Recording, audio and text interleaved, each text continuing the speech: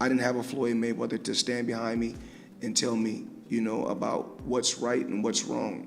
Gervonta Davis's corner. So you have Coach Calvin, and Coach Calvin is the head trainer, and you have Coach Kenny, who really specializes on preparing game plans specifically for opponents.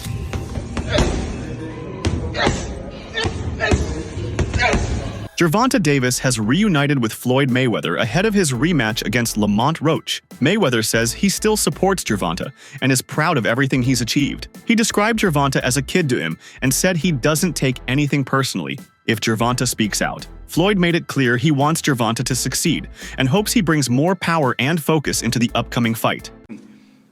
Tank Vince out on social media. He's been through a lot, throughout his life. But I take my hat off to him. I'm proud of him. Saturday night we had a game plan, and a lot of times when he says certain things on social media, I say, he's to me he's still a kid, and when I was that age, I probably would have did the same thing. I didn't have a Floyd Mayweather to stand behind me and tell me, about what's right and what's wrong. He got the job done, but my hat off to Ryan Garcia, tough competitor, tough fighter, and the best man won. Recent footage from Gervonta Davis's Las Vegas camp showcases a fighter deeply immersed in preparation. As he sharpens his skills ahead of the rematch, every sparring session seems meticulously structured. Observers have noted increased stamina, precise footwork, and full engagement in drills. Sources sharing insider clips describe a laser-focused Davis, maintaining peak conditioning and a razor-sharp mindset. This environment reflects more than routine preparation. It signals strategic evolution for a significant bout.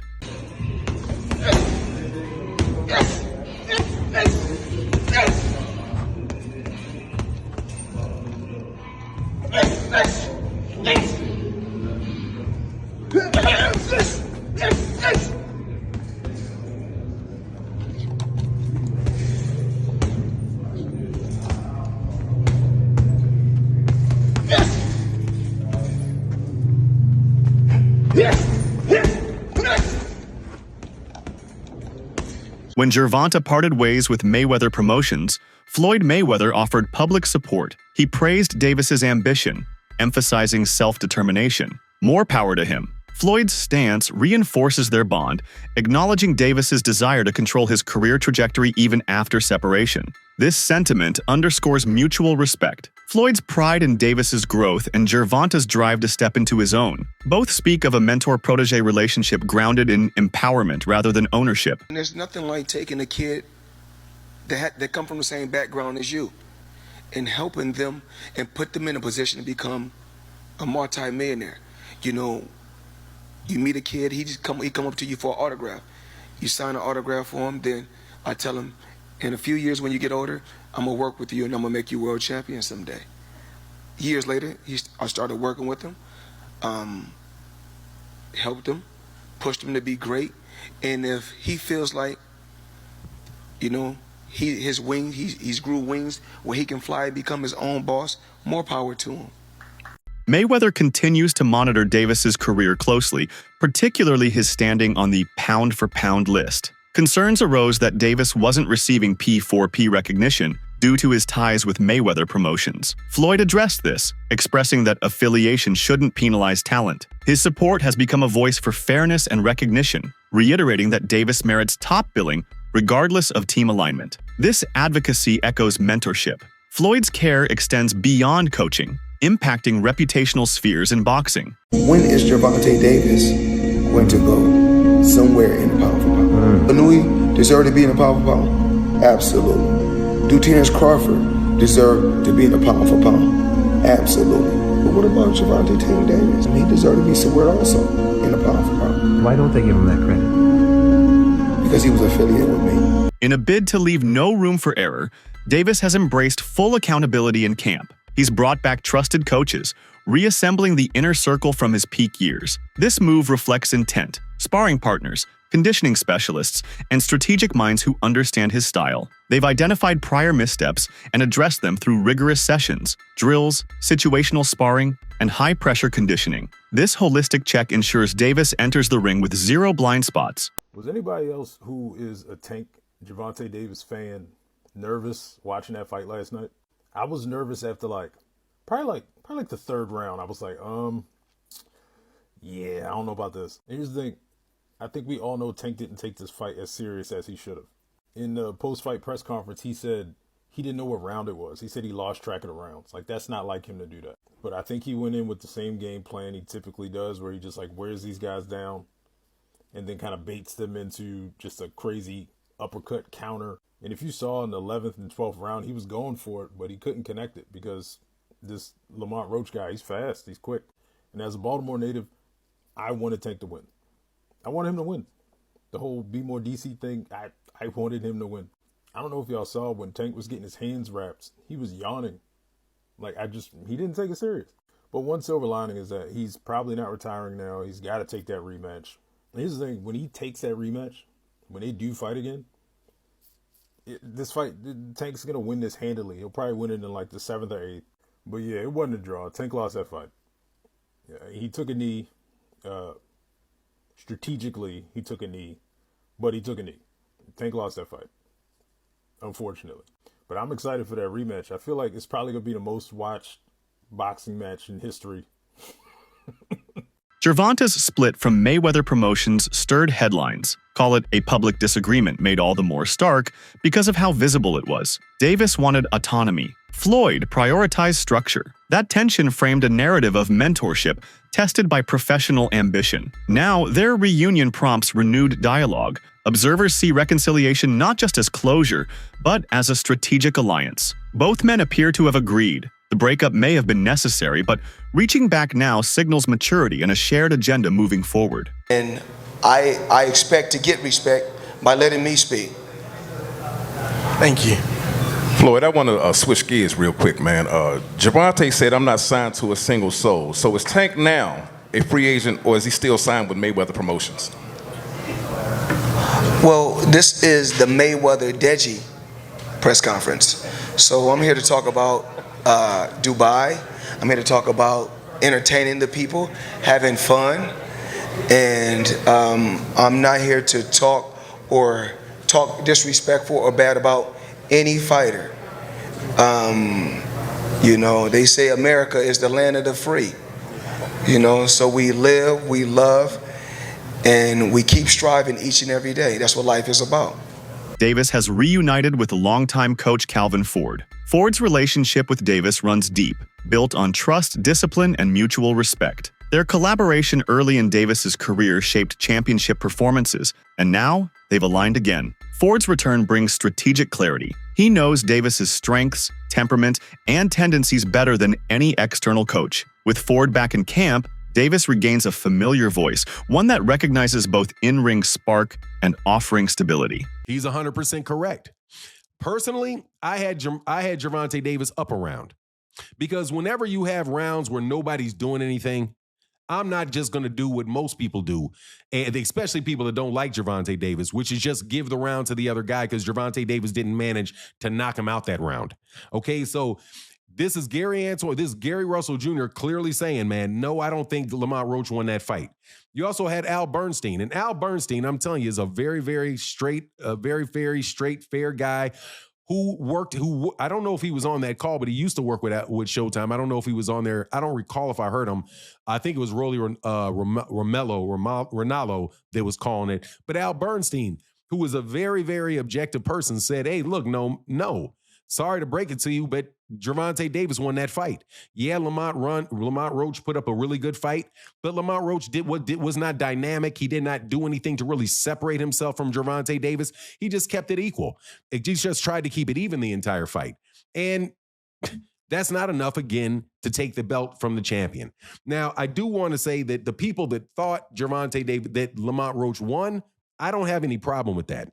I really don't have a problem with it at all. I personally, again, had a point for Gervonta Davis, but I could see how those swing rounds really could go, depending on who's looking at it, really could go really could go different ways, right? Kenny Ellis's inclusion adds another layer of preparation. Ellis, a veteran with an acute tactical mind, is overseeing technical refinement and performance consistency. His coaching emphasizes mid-fight adjustments and round-by-round strategy, preparing Davis to adapt dynamically.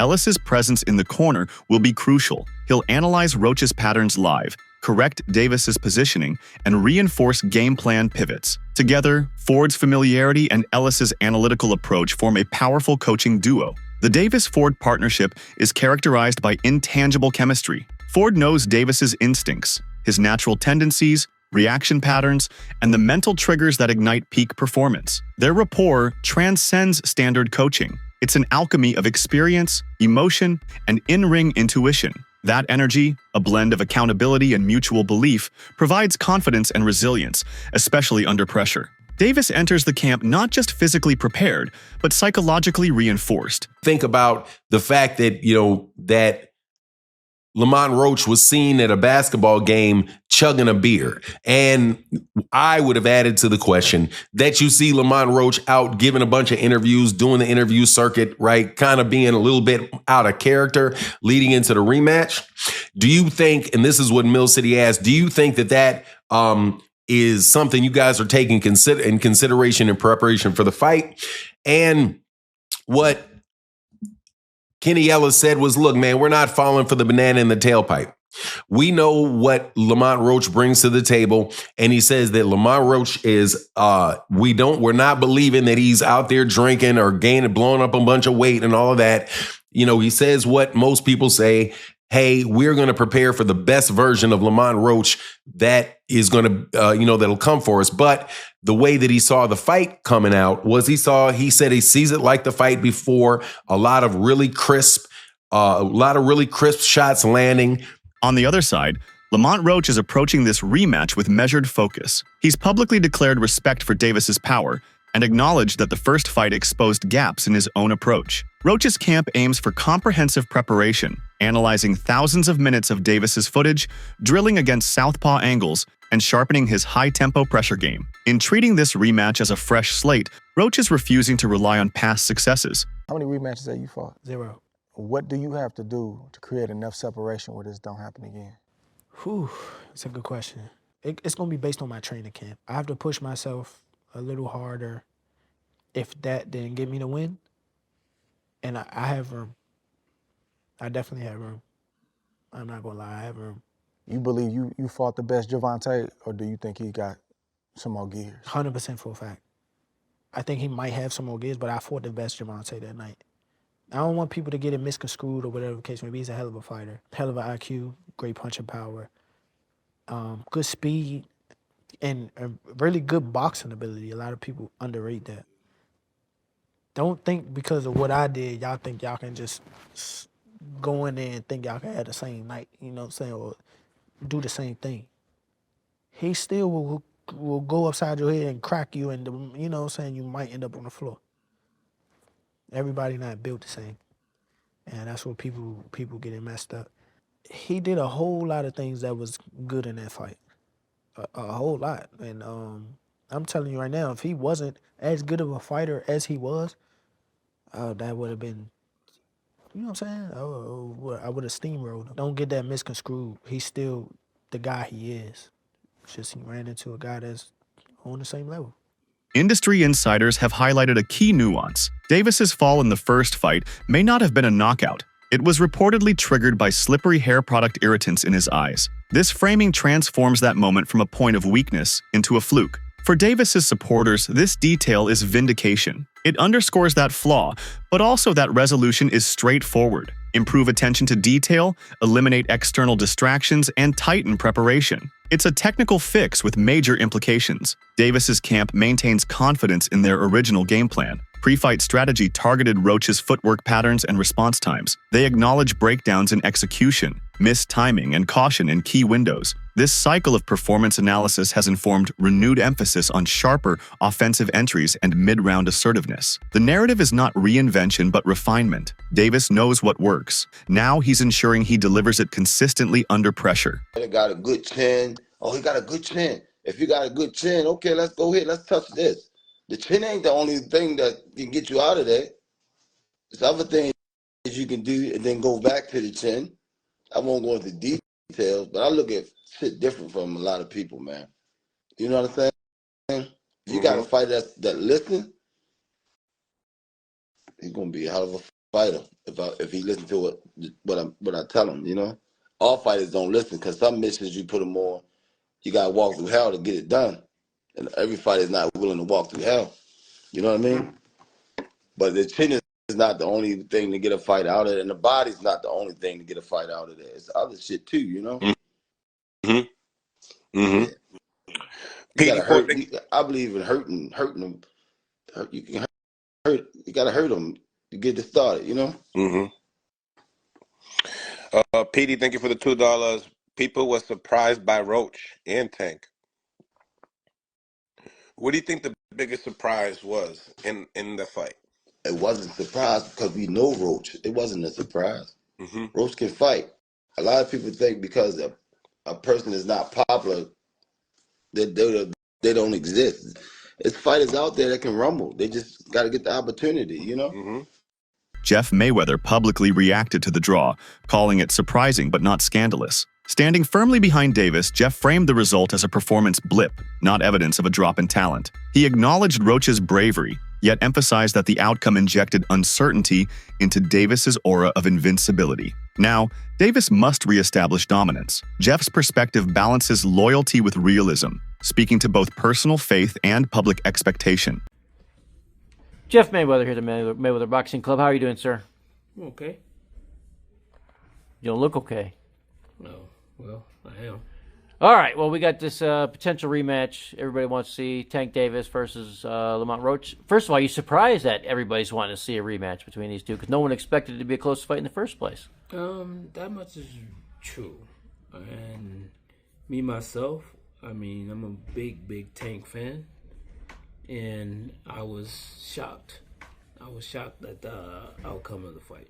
Who did you have winning the fight? I had Roach winning the fight. Yeah. Do you consider it robbery, or do you lean Roach and are cool with the draw? I wouldn't say it was a robbery. I mean, the fight was close. But if I was a judge, I would have gave Roach the fight. All right. Well, talking about this rematch, what do you? I mean, so the one thing Tank always had for him, everyone, he had that kind of almost like Mike Tyson-esque, right? The air of invincibility, the knockout power. People were scared of him, that kind of thing. Do you think what Roach did to him, moving up in weight, and not being a big puncher himself, but able to withstand Tank, that kind of his air of invincibility has maybe been slightly diminished? I won't say it's been diminished, but I do think that more people, more fighters that probably were afraid of him are not going to be afraid of him anymore. And do you think that's almost something that can play in Tank's hand, right? Maybe we had an off day, everybody has an off day, and take him. Yeah, everybody can have off night, but I think the one thing that is the most important thing that nobody's talking about is the fact that Shakur Stevenson's commentary offers another dimension. He complimented Roach's stylistic uniqueness and hinted at technical challenges Davis must address. Stevenson's credible praise elevates Roach's position beyond upset potential. It signals a genuine tactical threat. His analysis underscores the rematch's competitive stakes. It isn't Davis reclaiming dominance, it's Davis conquering new variables. What does the rematch look like between Lamont and Gervonta, you think? I like Lamont in the rematch. You were one of the few that kind of picked Lamont to begin with. Why was that? I sparred with Lamont. I knew that he was a good fighter. He helped me get ready for the Oscar Valdez fight. And I knew his style, with Tank's style, what he was going to be able to bring to the table. I knew it. So. Did you really win 20 rounds? I swear to God, on my daughter's life, I won that much money. How different does a rematch look in your opinion, Shakur? What adjustments do you think we see from both? Huh? What adjustments do we see from both in a rematch? I think I can't tell you game plans. I could be fighting these guys, so I'm gonna keep my secrets to myself. But truthfully, they both good fighters. Do you think it's a lot different rematch, or do you think it'll be close again? It's gonna be a hell of a fight. How did you see Tank in that fight? A lot of people are saying maybe he's just mentally not there. What did you see? Nah, he was the same Tank. I don't believe that. I don't got no thought in my brain that makes me think that he wasn't the person he been in all of these other fights. I think he was the same person. All this stuff that he going through stuff. I mean, everybody go through stuff. So he's the same fighter. He's going to be the same fighter throughout his career. So. Mikey Garcia emphasized that Gervonta Davis is capable of making the necessary adjustments to win the rematch, believing his skills and experience give him a clear path to victory. However, Garcia warned that physical preparation alone won't be enough. He stressed that Davis must be mentally focused and free from any distractions outside the ring. If Davis enters the fight without full concentration, it could cost him the win. Garcia's perspective highlights the importance of both sharp technique and a strong mindset, suggesting that true success in the rematch will require Davis to be at his best in every way. I'll let you go because I know you got a lot of shit to do. Lamont versus Gervonta, the rematch looks like it's going to happen, hopefully. I'd like to see it. I think Tank wins in the rematch. Why? I think he'll make the right adjustments and he won't take too long to fight. He kind of gave a lot of the round away sometimes. I think he'll be more active and he'll win. But big props to Roach for his last fight and performance. Fuck, surprised everybody. Right. I think he was robbed from the victory. Again, that knockdown should have been a knockdown. Right. But whatever, he gets a rematch, you know. And maybe they get a third fight, you know, after that. Who knows? Maybe it turns the Marquez back out. Maybe it turns out to be another great fucking matchup, and they say, you know what, let's run it back. Right. And maybe that controversy from the first fight actually helps Roach fucking get 3 fights out of it instead of just the one, or, you know, you never know. That's it for today's video. Stay tuned until next time.